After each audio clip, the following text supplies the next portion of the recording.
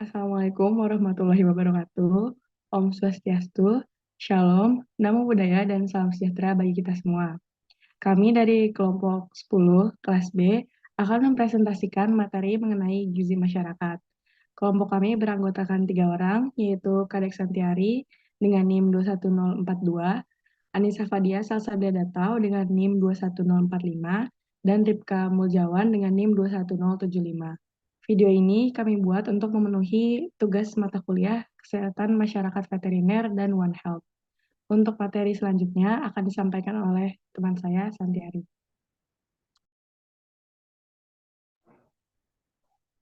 Baik, terima kasih Anissa atas waktunya. Jadi di sini saya akan menjelaskan mengenai fungsi pokok makanan terlebih dahulu. Nah, berbicara tentang gizi masyarakat, tentunya kita tidak terlepas dari yang namanya makanan. Karena makanan sendiri merupakan salah satu persyaratan pokok untuk tetap hidup di samping keberadaan oksigen.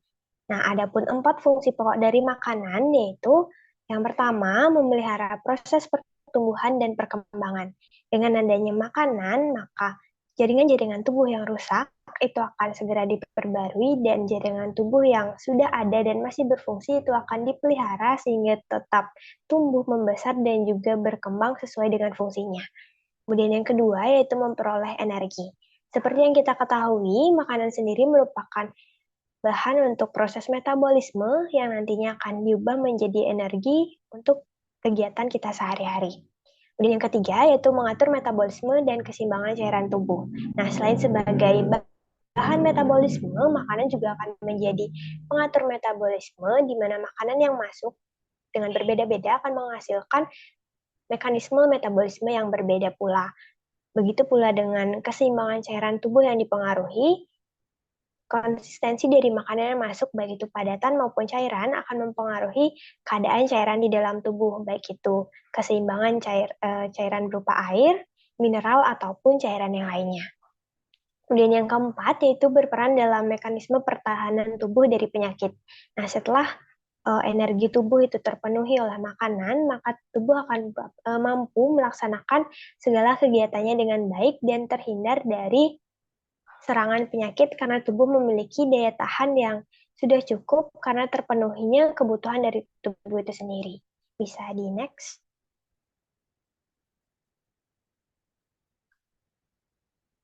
Nah, makanan yang kita makan setiap harinya itu harus memiliki zat-zat tertentu sehingga fungsi makanan yang 4 tadi itu dapat terpenuhi.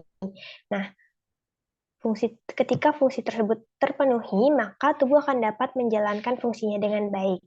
Nah, zat-zat yang memenuhi kebutuhan tubuh untuk menjalankan fungsi inilah yang nantinya disebut dengan gizi.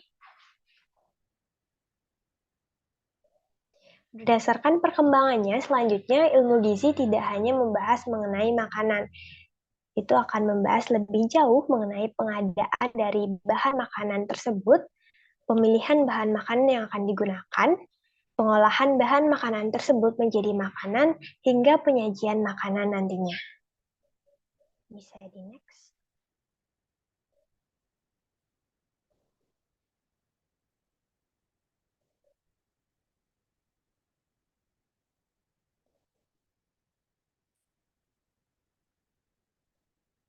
Nah, adapun zat-zat makanan yang diperlukan untuk menjalankan fungsi tubuh tertentu, itu ada dibagi menjadi 5. Yang pertama ada lemak, di mana lemak ini dapat berasal dari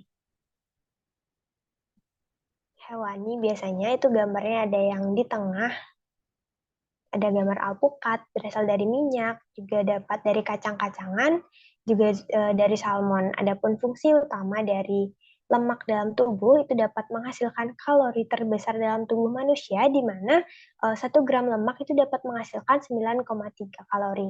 Kemudian lemak juga akan menjadi pelarut beberapa vitamin, yaitu vitamin A, D, E, dan juga K. Dan yang ketiga itu dapat menjadi pelindung beberapa organ tubuh yang penting dari kondisi yang memungkinkannya terkena temperatur yang cukup rendah. Kemudian ada juga zat makanan yang kedua, yaitu protein. Protein sendiri itu dapat berasal dari tumbuh-tumbuhan yang nantinya disebut dengan protein nabati, kemudian dapat berasal dari hewan yang disebut protein hewani. Nah, fungsi utama protein dari dalam tubuh yang pertama itu dapat membangun sel-sel yang rusak, kemudian yang kedua membentuk zat-zat pengatur seperti enzim dan hormon, serta membentuk zat inti energi. Nah, 1 gram energi ini kira-kira dapat menghasilkan 4,1 kalori. Kemudian yang ketiga ada karbohidrat yang berdasarkan penyusun gulanya. Gula penyusunnya, karbohidrat sendiri dapat dibedakan menjadi 3, yaitu monosakarida, disakarida, dan juga polisakarida. Nah, karbohidrat ini berfungsi sebagai sumber energi yang paling murah karena pada dasarnya sebagian besar karbohidrat itu berasal dari tumbuh-tumbuhan seperti padi, jagung, dan juga gandum. Kemudian yang keempat itu ada vitamin. Vitamin terbagi menjadi 2 berdasarkan larutannya, yaitu vitamin yang larut dalam air, vitamin B, kemudian vitamin yang larut dalam lemak, yaitu sudah disebutkan tadi pada pembahasan lemak, adalah vitamin A, D, E, dan juga K. Adapun fungsi-fungsi dari masing-masing vitamin tersebut, yang pertama yaitu vitamin A berfungsi dalam pertumbuhan sel-sel epitel dan sebagai pengatur kepekaan rangsang sinar pada syaraf dan juga mata. Kemudian yang kedua ada vitamin B. Nah, vitamin B sendiri ini akan dibagi menjadi beberapa jenis vitamin B. Yang pertama itu vitamin B1 yang berfungsi untuk metabolisme karbohidrat, keseimbangan air dalam tubuh serta membantu penyerapan zat lemak oleh usus. Kemudian ada vitamin B2 berfungsi sebagai pemindahan rangsang sinar ke syaraf mata dan enzim serta berfungsi dalam proses oksidasi di dalam sel. Ada juga vitamin B6 yang berfungsi dalam pembentukan sel darah dan dalam proses pertumbuhan serta pekerjaan dari urat syaraf. Setelah vitamin B itu ada vitamin C yang berfungsi sebagai aktivator dalam perombakan protein dan lemak serta berfungsi juga dalam oksidasi dan dehidrasi dalam sel dan juga penting dalam pembentukan trombosit. Kemudian selanjutnya ada vitamin D, itu berfungsi sebagai pengatur kadar kapur dan fosfor bersama dengan kelenjar anak gondok, memperbesar penyerapan kapur dan fosfor dari usus serta mempengaruhi kelenjar endokrin. Kemudian ada vitamin E yang berfungsi untuk mencegah perdarahan bagi wanita yang hamil serta mencegah keguguran dan diperlukan pada saat sel sedang membelah. Dan vitamin yang terakhir itu ada vitamin K yang berfungsi dalam pembentukan protrombin yang mana artinya ini berfungsi dalam proses pembekuan darah. Kemudian zat makanan yang terakhir itu ada mineral, di mana zat mineral sendiri terdiri dari kalsium, magnesium, iron, zinc, dan juga potasium. Secara umum, fungsi dari mineral ini sendiri adalah sebagai bahan yang aktif dalam metabolisme atau sebagai bagian penting dari struktur sel dan juga jaringan. Bisa di next. Selanjutnya yaitu gizi klinik dan gizi masyarakat. Nah, kedua jenis gizi ini merupakan pembagian ilmu gizi yang didasarkan pada sifatnya, di mana gizi klinik sendiri itu lebih membahas mengenai masalah gizi secara individu yang sedang mengalami gangguan kesehatan atau sedang sakit. Nah, karena dalam pembahasan gizi klinik ini, individu yang dibahas itu sudah mengalami gangguan kesehatan, maka tindakan yang akan dilakukan untuk penanganannya lebih menitik beratkan pada tindakan kuratif atau penyembuhan yang tentunya ditangani oleh seorang dokter. Kemudian yang kedua yaitu gizi masyarakat, di mana pada pembahasan gizi masyarakat ini lebih memperhatikan masalah gizi dari kelompok masyarakat. Nah, pada pembahasan gizi masyarakat, komponen yang dibahas tidak selalu dalam keadaan yang sudah sakit. Nah, oleh karenanya pada pembahasan gizi masyarakat ini lebih menitik beratkan pada tindakan preventif atau pencegahan dan promotif, mempromosikan hal-hal yang berkaitan dengan gizi dari masyarakat itu sendiri. Sehingga dengan adanya tindakan preventif dan juga promotif ini mengurangi dari hal yang perlu dibahas di gizi klinik karena masyarakat telah terhindar dari gangguan gizi. Kemudian untuk penanganannya memerlukan penanganan multisektoral dan juga multidisiplin karena Lingkup permasalahannya dan lingkup pembahasan itu melingkupi banyak orang atau banyak individu dalam kelompok masyarakat. Bisa di next.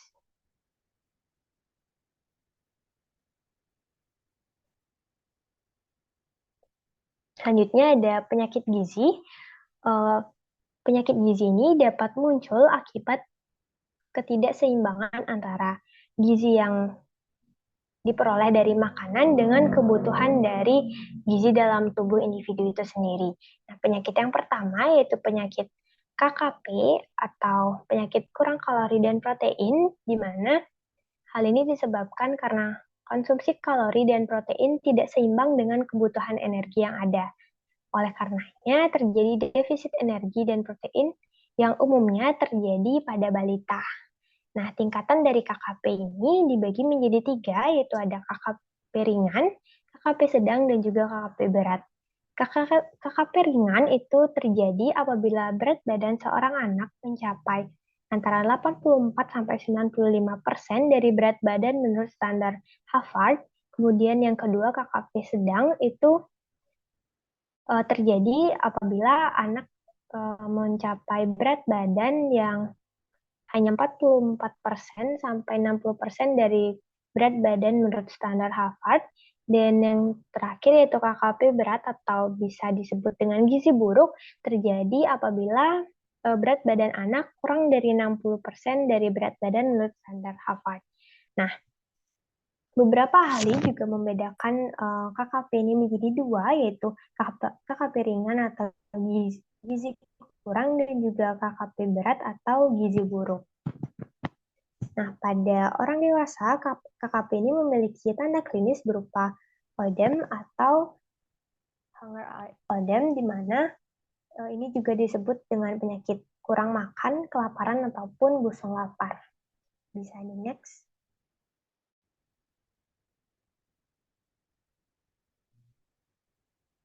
Nah, penyakit gizi yang kedua yaitu obesitas, di mana hal ini terjadi ketika konsumsi kalori melebihi dari kebutuhan energi. Nah, karena kelebihan dari konsumsi kalori ini, maka akan terjadi penimbunan lemak di beberapa bagian tubuh, seperti di subkutan dan jaringan tirai usus. Nah, seseorang dikatakan obesitas berdasarkan standar obesitas yang ada, yaitu pada laki-laki apabila berat badan 15% lebih besar daripada berat badan ideal. Kemudian pada perempuan, ketika berat badan mencapai berat badan 20% lebih besar dari berat badan ideal. Nah, berat badan ideal itu ditentukan dengan rumus berat badan dalam satuan kilogram sama dengan tinggi badan dalam satuan sentimeter dikurangi 100 ditambah 10%, di mana BB dalam layar itu berarti berat badan dan TB itu berarti tinggi badan. Bisa di next.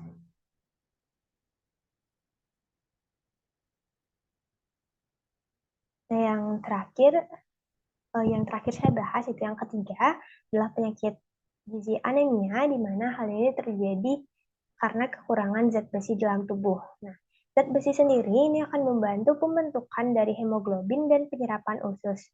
Nah, kebutuhan dari zat besi pada wanita umumnya lebih tinggi daripada pada pria, sehingga untuk penanggulangannya biasanya ibu-ibu atau anak perempuan yang sudah remaja diberikan tablet penambah darah untuk meningkatkan zat besi dalam tubuh oleh pemerintah itu melalui program puskesmas ataupun posyandu. Baik, untuk pembahasan lanjutan mengenai penyakit gizi akan dijelaskan oleh rekan saya, Rika. Terima kasih. Baik, terima kasih atas kesempatannya. Selanjutnya saya akan menjelaskan mengenai salah satu penyakit gizi, yaitu seroftalmia atau bisa disebut juga defisiensi vitamin A. Penyakit ini disebabkan karena adanya kekurangan konsumsi vitamin A. Nah, fungsi dari vitamin A ini sebenarnya mencakup dari 3 fungsi, yaitu fungsi dalam proses melihat, fungsi dalam proses metabolisme, dan fungsi dalam proses reproduksi. Dan gangguan yang diakibatkan karena kekurangan vitamin A ini akan sangat menonjol khususnya di Indonesia, adalah dengan gangguan serotoninia ini. Gejala-gejala dari penyakit ini antara lain meliputi kekeringan pada epitel biji mata dan kornea, selaput bola mata akan keriput dan kusam, kemudian fungsi mata akan berkurang, dan akan terjadi keratomalasia. Keratomalasia ini bisa disebut juga seroftalmia pada stadium lanjut, di mana sel-selnya akan menjadi lunak dan dapat menimbulkan kebutaan. Dan fungsi mata yang berkurang ini bisa disebut juga buta senja atau buta ayam karena tidak sanggup melihat pada cahaya yang remang-remang, terutama pada saat senja dan ke malam. Oleh sebab itu, penanggulangan yang dilakukan dalam mengatasi penyakit defisiensi vitamin A ini adalah ditujukan ke pencegahan kebutaan pada anak balita. Kemudian selanjutnya adalah penyakit gondok endemik. Penyakit gondok ini dikarenakan kekurangan zat yodium. Lalu kekurangan zat yodium ini akan menyebabkan pembesaran kelenjar tiroid. Hormon ini akan ditimbun dalam folikel kelenjar gondok, terkonjugasi dengan protein globulin, maka disebut tiroglobulin.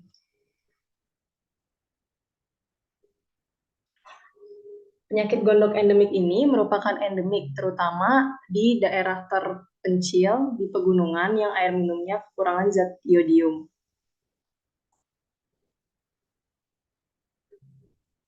Oleh sebab itu, penyakit kekurangan yodium ini disebut gondok endemik karena terjadi di situ, sering terjadi di Indonesia. Lalu kekurangan yodium ini juga dapat menyebabkan gangguan kesehatan lain, yaitu kretinisme. Kretinisme adalah suatu kondisi penderita dengan tinggi badan di bawah normal atau cebong. Kondisi ini juga disertai berbagai tingkat keterlambatan perkembangan jiwa dan kecerdasan, dari hambatan ringan sampai hambatan yang berat. Lalu terapi penyakit ini biasanya tidak berhasil pada orang dewasa, maka itu akan dilakukan penanggulangan dengan cara memberikan dosis yodium kepada ibu hamil. Dan bila penanggulangan penyakit akibat kekurangan yodium dalam rangka peningkatan kesehatan masyarakat dapat dilakukan program yodiumisasi. Lalu selanjutnya saya akan menjelaskan mengenai kelompok rentan gizi. Kelompok rentan gizi adalah suatu kelompok dalam masyarakat yang paling menderita gangguan kesehatan atau rentan karena kekurangan gizi. Kelompok-kelompok rentan gizi ini dibagi menjadi 6. Kelompok bayi dari umur 0 sampai 1 tahun, kelompok di bawah 5 tahun atau balita sekitar 1 sampai 5 tahun, kelompok anak sekolah umur 6 sampai 12 tahun, yang keempat ada kelompok remaja dari umur 13 sampai 20 tahun, kemudian yang kelima ada kelompok ibu hamil dan menyusui, dan yang terakhir ada kelompok usia lanjut atau usila. Yang pertama, kelompok bayi. Dalam siklus kehidupan manusia, bayi berada dalam masa pertumbuhan.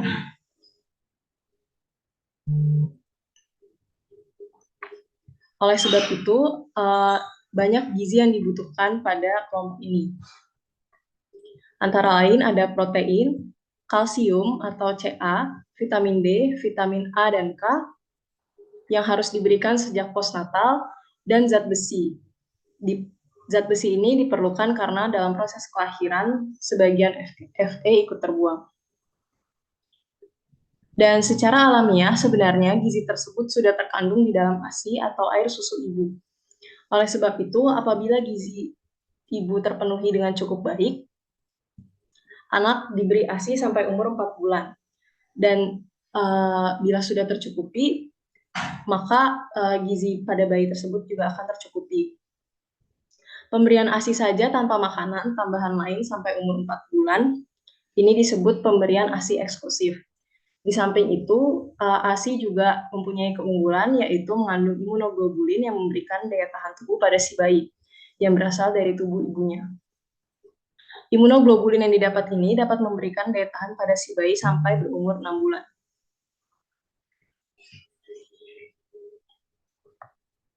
Lalu selanjutnya ada kelompok anak balita.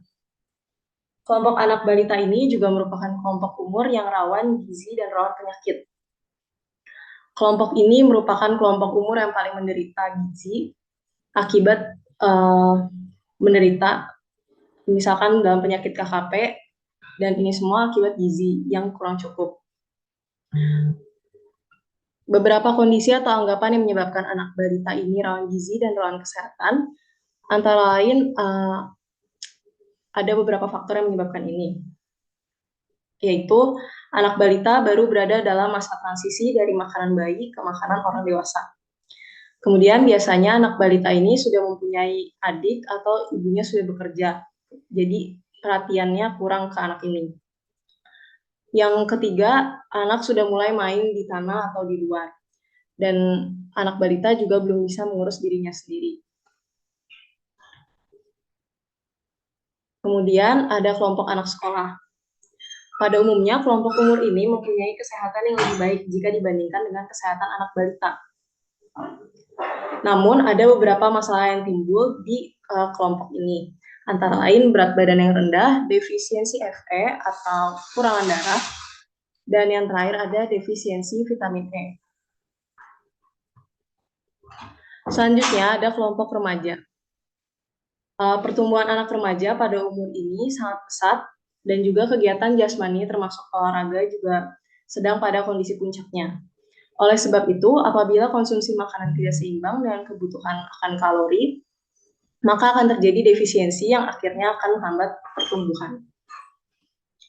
Dan apalagi pada kelompok ini, pada remaja putri mulai terjadi menarche atau awal menstruasi, yang berarti mulai terjadinya pembuangan Fe atau darah, dan jika kekurangan zat besi ini, maka dapat menimbulkan anemia. Yang kelima ada kelompok ibu hamil. Ibu hamil sebenarnya juga berhubungan dengan proses pertumbuhan, yaitu pertumbuhan janin yang dikandungnya dan pertumbuhan berbagai organ tubuhnya sebagai pendukung proses kehamilan tersebut. Dan untuk mendukung berbagai proses pertumbuhan ini, maka kebutuhan akan makanan sebagai sumber energi juga meningkat. Nah, ibu hamil membutuhkan tambahan kalori sekitar 300-350 kalori per hari, dan tambahan protein sebanyak 10 gram per hari. Selain itu juga, kelompok ibu hamil membutuhkan peningkatan tiamin, riboflavin, dan vitamin A dan D. Dan kekurangan gizi pada ibu hamil dapat mengakibatkan berat badan bayi pada waktu lahir rendah, kelahiran prematur, dan lahir dengan berbagai kesulitan dan lahir mati. Yang keenam ada kelompok ibu menyusui. Air susu ibu atau ASI adalah makanan utama bayi. Oleh sebab itu, untuk menjamin kecukupan ASI pada bayi, makanan ibu yang sedang menyusui harus diperhatikan. Sekresi ASI rata-rata 800-850 ml per hari, dengan mengandung 60-65 kalori, 1-1,2 gram protein, dan lemak 2,5-3,5 gram untuk setiap 100 ml. Zat ini diambil dari tubuh ibu dan harus digantikan dengan pasokan makanan ibu sehari-hari. Jadi, ibu menyusui memerlukan tambahan 800 kalori per hari dan tambahan protein 25 gram per hari. Apabila konsumsi makanan ibu tidak mencukupi, maka zat-zat gizi dalam ASI akan terpengaruhi juga. Dan yang terakhir ada kelompok usia lanjut atau usila, atau banyak juga menyebutnya lansia. Pada kelompok lansia ini sering terjadi juga gangguan gizi. Gangguan gizi ini sering terjadi karena beberapa organ dari kelompok ini sudah tidak berfungsi dengan baik. Seperti gigi yang biasanya juga sudah rontok semua, atau beberapa alat pencernaan dan kelenjar-kelenjarnya sudah tidak berfungsi dengan optimal lagi. Lalu keperluan akan energi pada usia lanjut ini juga sudah menurun. Oleh sebab itu, konsumsi makanan untuk usia lanjut secara kuantitas tidak sama dengan pada kelompok rentan yang lain. Yang penting di sini kualitas makanan dalam arti keseimbangan zat gizi harus dijaga. Karena kegemukan pada usia lanjut juga sangat merugikan bagi kelompok ini sendiri. Karena merupakan risiko untuk berbagai penyakit seperti kardiovaskuler, diabetes mellitus, hipertensi, dan sebagainya. Untuk materi selanjutnya akan dijelaskan oleh teman saya. Baik, selanjutnya ada materi mengenai pengukuran status gizi masyarakat. Bisa di next. Seperti yang dijelaskan sebelumnya, kelompok rentan terhadap penyakit kekurangan gizi itu balita dan juga anak balita, bayi dan anak balita. Oleh karena itu, indikator yang paling baik untuk mengukur status gizi masyarakat yaitu melalui status gizi balita. Klasifikasi pengukurannya terbagi menjadi 4, yaitu berdasarkan berat badan per umur, tinggi badan menurut umur, berat badan menurut tinggi, dan juga lingkar lengan atas atau LLA menurut umur. Next. Yang pertama ini ada berat badan menurut umur. Klasifikasi berdasar dari Harvard itu ada tiga tingkatan, yaitu gizi lebih atau overweight, gizi baik atau well nourished, dan gizi kurang atau underweight. Ini yang mencakup kekurangan kalori dan protein tingkat 1 dan 2.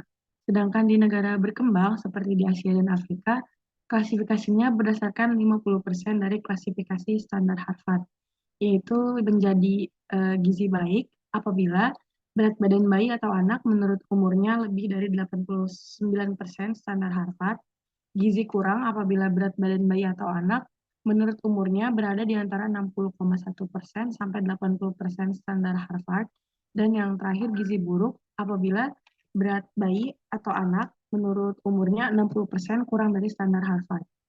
Selanjutnya yang kedua itu tinggi badan menurut umur. Diklasifikasikan lagi menjadi 3. Yang pertama itu gizi baik apabila tinggi bayi atau anak menurut umurnya ini lebih dari 80% standar Harvard. Yang kedua gizi kurang apabila tinggi badan bayi atau anak menurut umur antara 70,1% sampai 80% dari standar Harvard. Dan yang terakhir itu gizi buruk apabila tinggi badan bayi atau anak menurut umurnya ini 70% kurang dari standar Harvard. Bisa di next. Yang ketiga, ini ada berat badan menurut tinggi. Diperoleh dari kombinasi berat badan dan juga tinggi badan per umur.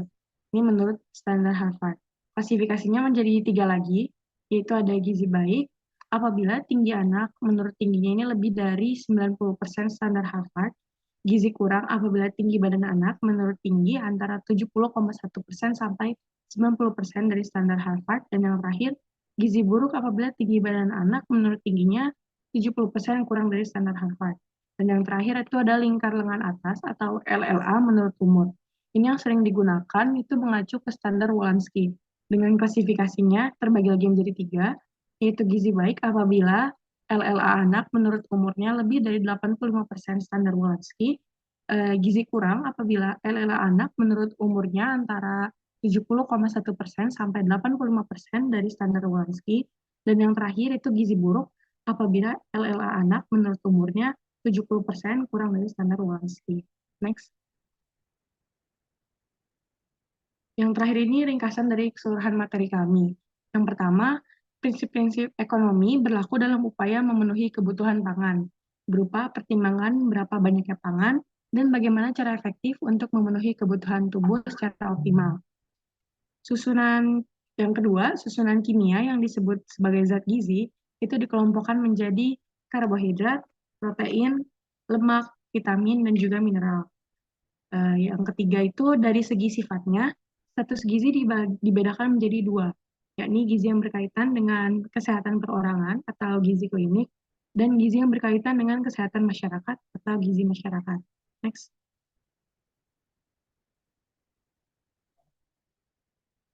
Yang keempat, penyakit yang terjadi akibat kelebihan gizi, yaitu penyakit kegemukan atau obesitas. Dan penyakit yang disebabkan oleh kekurangan gizi, yaitu KKP, anemia, xerophthalmia, dan juga penyakit gondok endemik. Yang kelima, kelompok-kelompok yang rentan terhadap pemenuhan gizi sehingga berpeluang besar menderita malnutrition, yaitu kelompok bayi, balita, anak sekolah, ibu hamil dan menyusui, serta usia lanjut.